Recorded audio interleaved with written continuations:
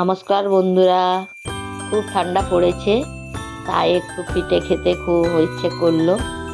ঠান্ডার দিনে পিঠে খেতে খুব মজা লাগে, তাই একটু বাঁধাকপি বাড়িতে ছিল, ওটাকে নুন হলুদ লঙ্কা দিয়ে একটু কড়াতে নেড়ে নিলাম।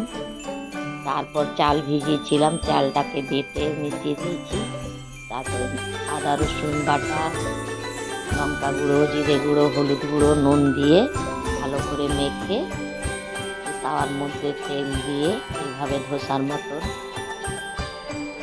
পাতলা করে নেড়ে দেব।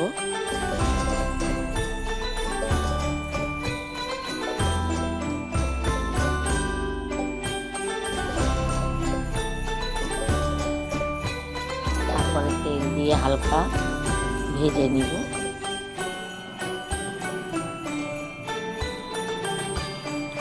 পাঁচটা হয়ে গেলে এইভাবে পিঠেটা পাল্টে দিব।